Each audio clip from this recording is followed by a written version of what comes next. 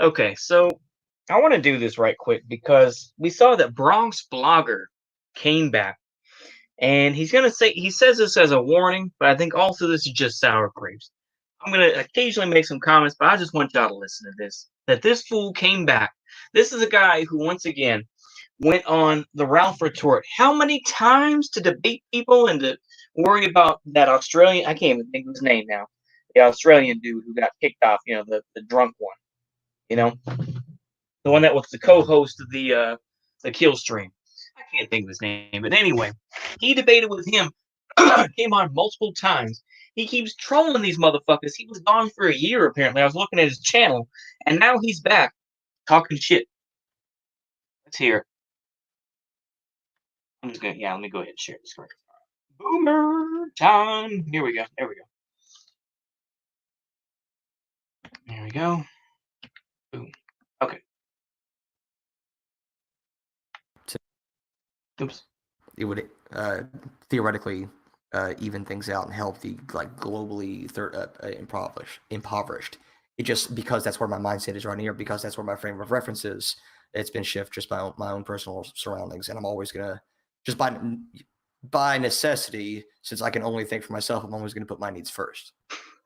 Okay. If we had a global communist system, because we have a globally integrated capitalist system, that's clear. Mm-hmm.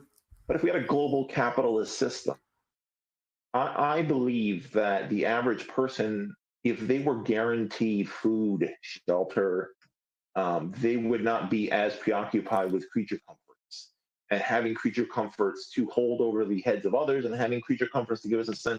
The thing is, what has to be said is that he was a writer as well. He made money doing that. And the thing is, he wasted so much of his time on videos talking about Richard Spencer or talking about, Ethan Ralph or talking about whoever, wasting his fucking time. And now he's talking about, oh, well, I live in the Bronx. Isn't it? You didn't make videos about the Bronx, did you? You didn't make them. You made videos talking about other people. And now you're just coping to a point. My dude, be mad at Vosh. Go ahead and be mad at him. But the thing is, I can't knock the dude for wanting to make his money. I can't knock that. I'm sorry. You can call me a libertarian, call me whatever, man, but he's making his money. Momentum that our own leaders don't sit down and go, you know what, guys? Not that bad. Maybe we should relax, take it easy, don't be so aggressive, calm down, quiet down. Let's just all make money and go home. You need to be careful about that stuff because once that ball starts rolling, look, YouTube's a capitalist platform, buddy. We need to be very, very careful that's our big megaphone. And Twitter and all that stuff, even though people don't make money directly on Twitter, Twitter still has advertising. Mm-hmm. So we need to be extremely careful that we do not, because capitalism is a co-opting machine. It's a recuperation machine. Yeah. Right. So what they're going to do is... The thing is, I can't completely disagree with him, but I think I have to question his motives. Like I say, because the thing is, he wasted so much time in that little, apartment thing on top of his building. That building where I'm sure that they would have kept pigeons if he wasn't in there. That's where he made most of his videos. And it's like, this dude is now talking about, man, what are you doing, fool? That's not, to me, that's not a future for change, which I think we all want. I think that, yeah. Look, the extreme poor, global and local, and middle class and upper middle class people all want change. Yeah, don't we all? But I mean, again, they're going to probably offer to you because you're closer. I mean, let's say, not to use specific, but let's say ContraPoints, right? At her level, she's closer to being upper middle class. Mm-hmm. So the existing upper middle class is going to go, just relax. We'll take care of you. You can still say your stuff, but we'll bring you inside. Good for her, but that fucks over everybody else. It's a very common thing. So I'm just saying. Hating. Oh, these are not deal breakers. We just need to be aware of moral hazard. We need to be aware of. This dude's been gone for a year. I'm going to repeat this again just to make sure. This dude's been gone a year, and this is what he comes up with. I think that a lot of the kicking at woke schools is that somehow we're stopping the more moderate forces from winning. And I think now that Bernie is out of the game, I think that a lot of that stuff has been stripped naked. This idea that if we're just moderate enough, we'll win. That's been stepped in the balls. And if you look at Chapo right now, Chapo, the capital of Bernie discourse, has decided they're Just absolute. Now it's just repeating the same shit. It's like if you were listening to Voch, it's like he was saying the same shit. It's like, oh, Chapo, Chapo. I have never been on Chapo Trap House. I have seen clips, or I've listened to clips of the show, but I don't give a fuck about Chapo Trap House. I'll say that right now. I don't care. I don't want to be part of a movement that kicks back. Okay. So you're having the concern that because as we grow in any kind of stretch of the imagination, especially if we kind of start very, very small, start very much toward the left, as we grow more and more, and then this is kind of reiterating what I said earlier, as we grow more and more, we do want to gather people. We do want to appeal to perhaps moderates. Maybe I think we do focus way too much on like changing the alt-right. Kind of interesting that the left in general all has this kind of same notion. It's the same thing with I saw that Jason Unruh uploaded a video about the lumpen proletariat. Apparently that's how you pronounce it. And was saying that, well, what if, well, that means that you don't appeal, that Marx was wrong because, look at Palestine, is that these folks get paid, these folks just get supplies and they don't have jobs. But if you mention Hamas to them, they would say, no, that's wrong. Well, what Marxist-Leninist group is there? Well, So it's pointless if you're a Westerner, especially if you're a diaspora, you aren't going to do shit for Palestine. Okay, don't lie. Don't try to front and be like, oh well, I hope. All you can do is just hope and pray that something happens in Palestine. That's all you can do. Go ahead. Let's hear more of this. Yeah, but how would you? I guess this is my biggest question for you. How do you gain the ability to tackle power, to change the power systems without accruing it yourself? He doesn't How know. do you change without coming up within capitalism? That's the question. Right. Okay. So what you are doing is you are attacking. It's the question of attacking a big monster when it's at full power or when it's sputtering. Mm-hmm. Right now, more than ever, this system is badly, mortally wounded. We have two decisions to make here. We try to preserve it, which I think that even the Bernie crowd has now been disillusioned of this idea that this is salvageable, or at least I hope they do.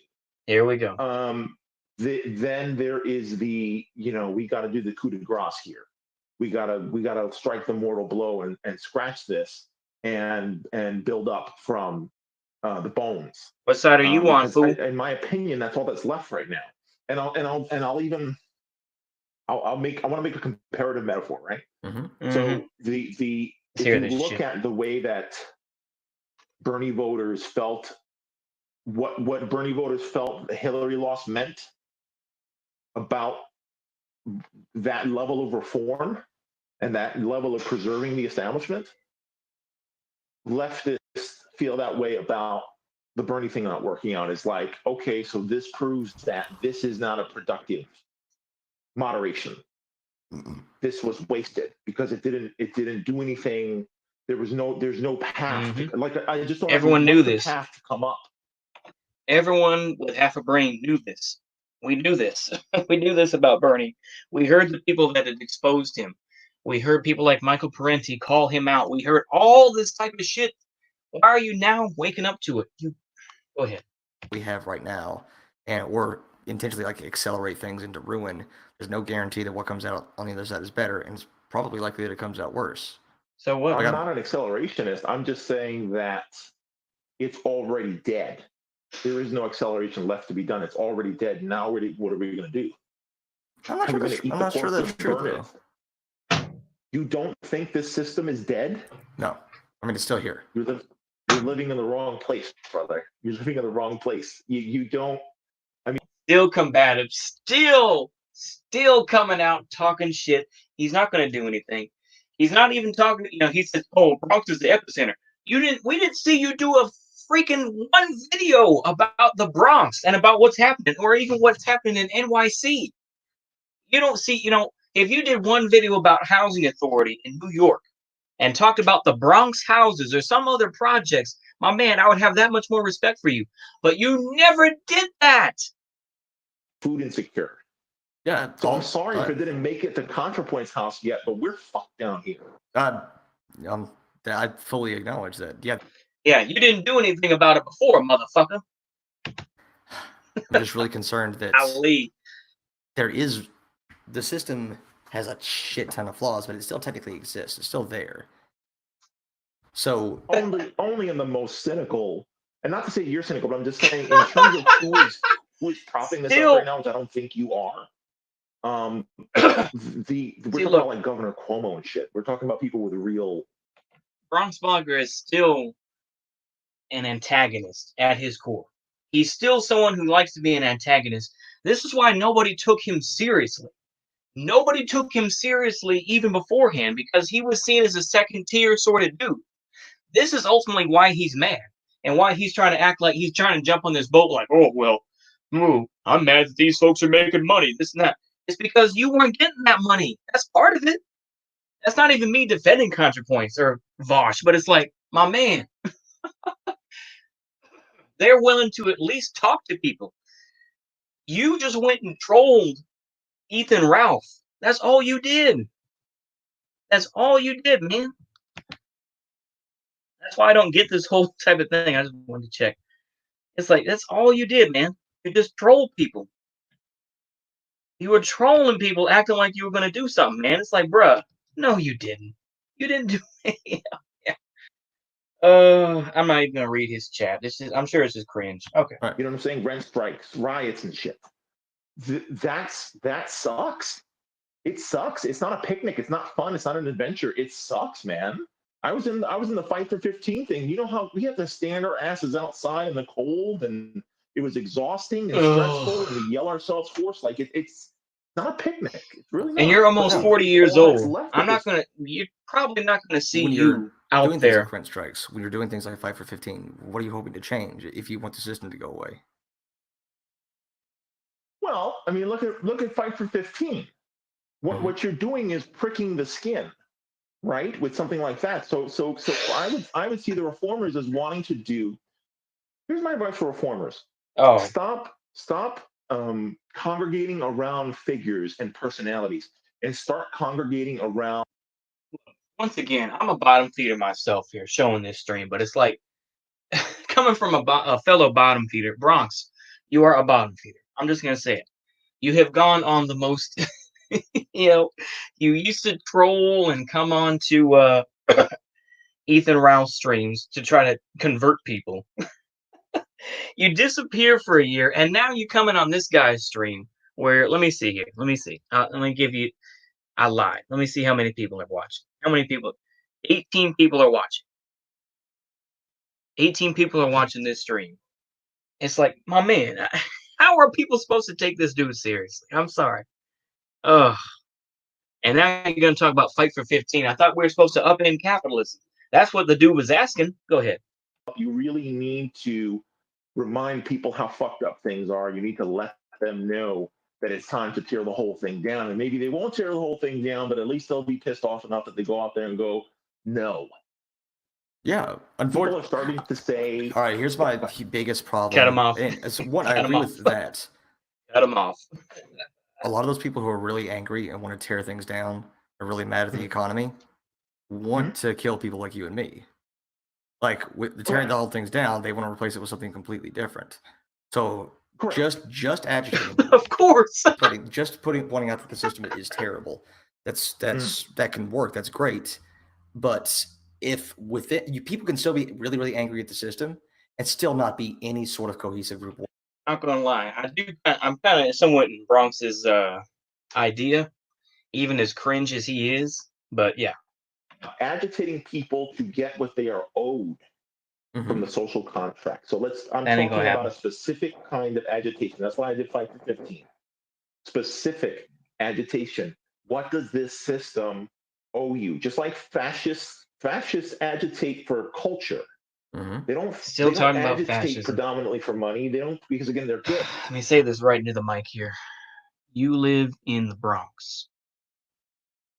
What sort of fascists are there in the Bronx. It's like you're probably dealing with gangs more often than you are dealing with actual fascists, bro.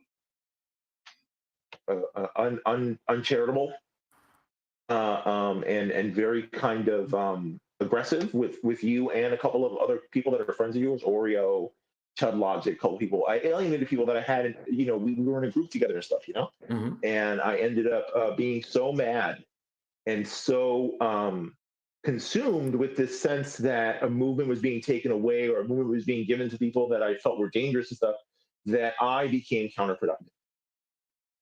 And I became somebody that just literally was biting to bite.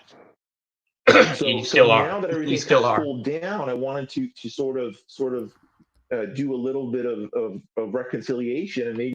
All right, I'll probably cut this off here in a minute because I know y'all don't want to see this, but I just want y'all to see that this fool came back. He's still a knucklehead.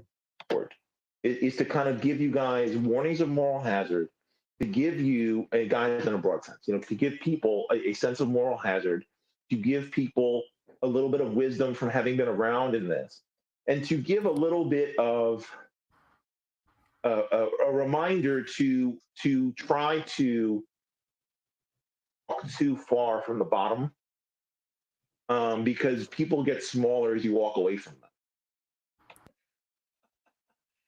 It's falling on deaf ears, to be honest with you. The thing is, Bronx, is that, like I say, I'm going to repeat this one more time, but this dude used to go on Ethan Ralph just to troll and just to piss people off. It's like, dude, how can you be taken seriously? How can anyone take you seriously in any? Yeah. You and me are effectively in the same. What do you make less than 50 grand a year, right? Yes. So, I mean, we're effective. Anybody below 50 grand is effectively, this country is split into really weird numbers. Like, most people make less than 50 grand. Like 2/3 of people make less than 50 grand. And 50 grand is tough to say, like, how much that is depending on where you are. Like, if you're in Eastern Kentucky, that's a fortune. If you're in California, you're sleeping on the streets. Stuff like that, yeah. Yeah, I mean, I got family in Florida. That I have a relative that was calling me the other day. She was like, "Oh, I got 33 grand." I said, 33 grand to do your job? You have a college education and stuff. She said, "Well, that's good down here." And I was like, completely. Florida, yeah. Yeah. Well, you stayed in the Bronx. And like, how to put this? In New York City, in the ghetto, 65 grand isn't that much money. Yeah, I believe it. That's how bad it is over here. If you don't get housing, which is, we used to have people used to get by in the inner city because of public housing, but a combination of gentrification and just kind of a really, really out of control homeless epidemic, because I get why they expedite those people into housing, has left like working class poor people really, really on our ass when it comes to housing and rent. Like, I lived You never talked about that before, Vosh. I mean, 1, 2, 3. Sorry, you never talked about this before, Bronx. He's in a one-bedroom mom. Why is it that you never talked about this before? This is something that I always thought when I listened to him in a realistic, constructive way. He never talked about New York City. Now he's talking about it because now the back's up. His back is up against the wall. It's like we've been knowing this about New York City. This is why no one gives a fuck about New York City. I spat with Lindsay Ellis, I think 2 months ago, in public, and this dude's just name dropping. He's trying to act like he's special. I don't care about half the names of these Spurs. I really don't. I don't give a fuck about half the names. I forget half of them. I probably got pre-onset Alzheimer's. I don't give a fuck about half these niggas' names. It's just like, why is this fool? Go ahead. Where you live, 6 figures might actually just barely cover rent. Just because of... It's very confounding to me, and you need to remember that New York is a class apartheid state. Yeah.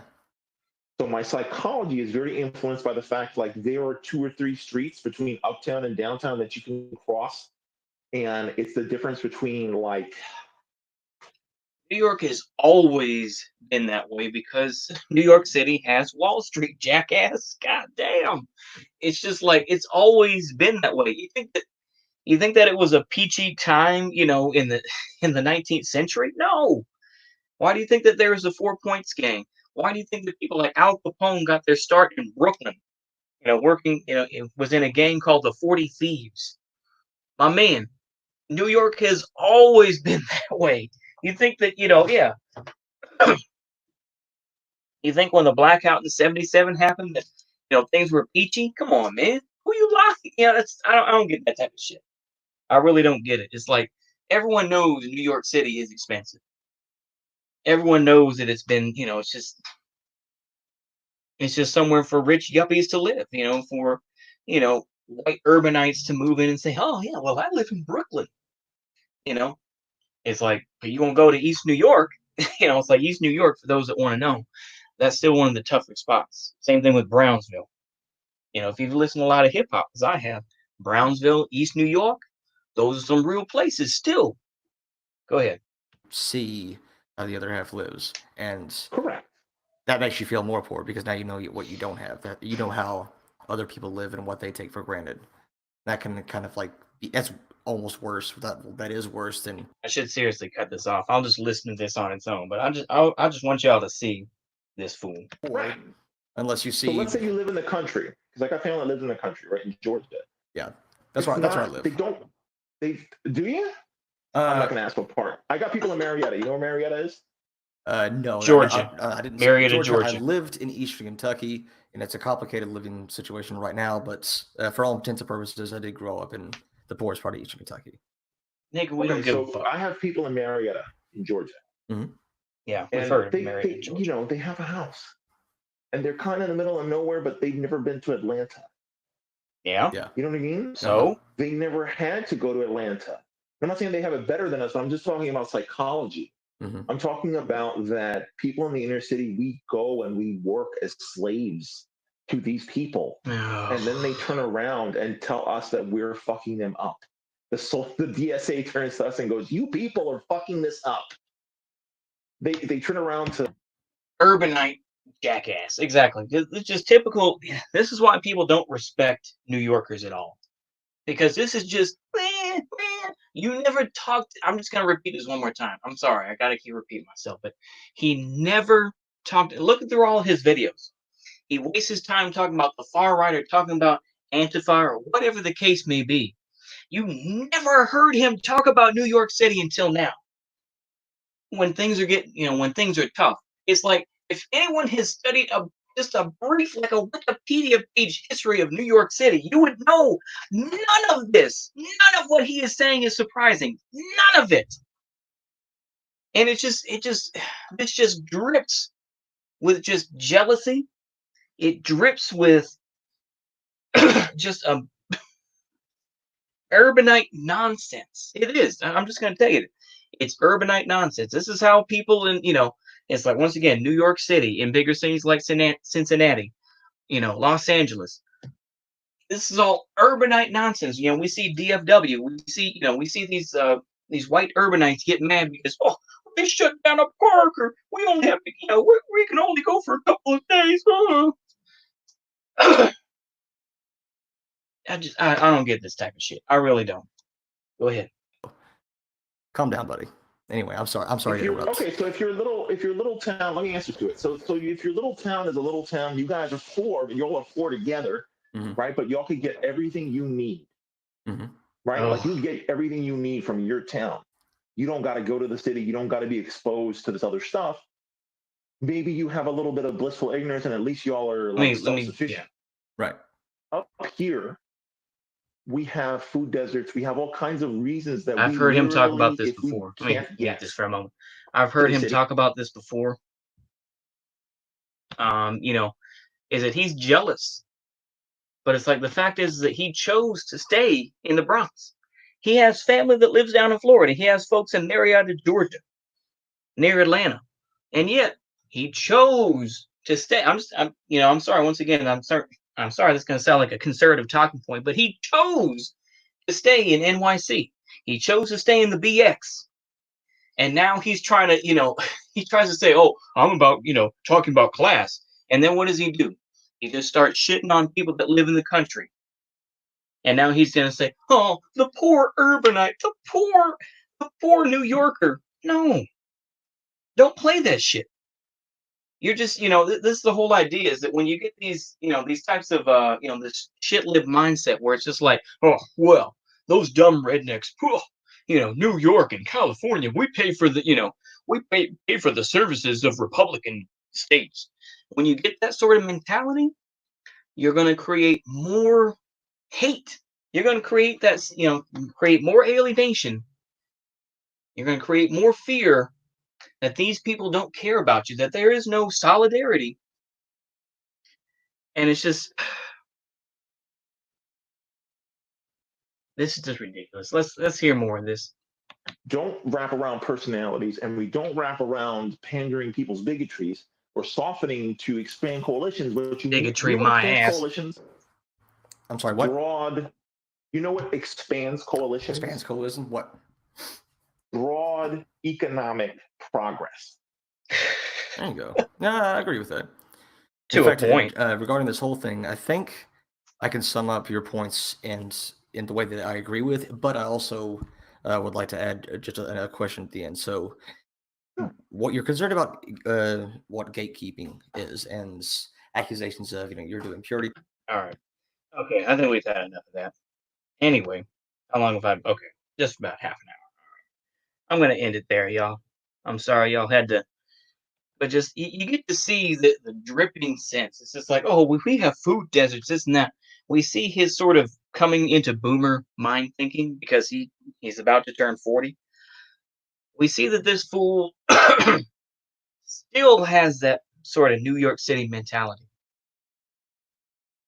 He never cared about what was going on in New York. He never did videos about that.